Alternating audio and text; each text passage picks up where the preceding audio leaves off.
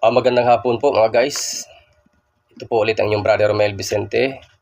Pahingi po ng isang subscribe dyan sa mga hindi pa nakapag-subscribe sa atin at pindutin nyo na rin po yung bell.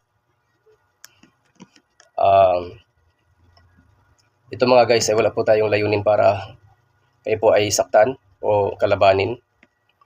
At sa atin naman pong mga pinag-aaralan sa iglesia o sa simbahan natin sa ating mga pagsamba, bawal po mga guys ang mga pagsisinungaling. Siyempre, magtataguyod po ng kaligtasan ng isang relihiyon kapag nasa katotohanan siya. Paano mga guys kung ang kinabibilangan ninyong relihiyon o iglesia ay wala pala sa katotohanan? Ano po ang ibig kong sabihin mga guys? Kiniklaim po ng lahat ng relihiyon sa buong mundo na sila po ang totoo. Pinaglalaban po yan ng bawat relihiyon sa buong mundo na sila po yung totoo. Sila po yung itinayo ni Jesus Christ.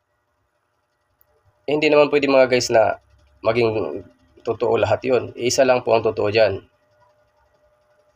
Sa dalawang nagdi-debate po mga guys, pwedeng mayroong tama dyan na isa, pero hindi pwedeng dalawa maging tama dyan, at pwede nga po na lahat sila ay mali.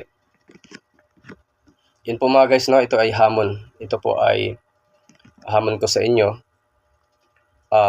Pag napatunayan po ninyo sa akin mga guys na kayo po ay, ang inyong relihiyon ay wala pong founder na tao, at mapatunayan ninyo na si Jesus Christ talaga ang inyong tagapagtayo, automatic mga guys, taas kamay po akong magpapaanib sa inyo. Sasabihin ko pong talo na po ako at willing po akong umanib sa inyo.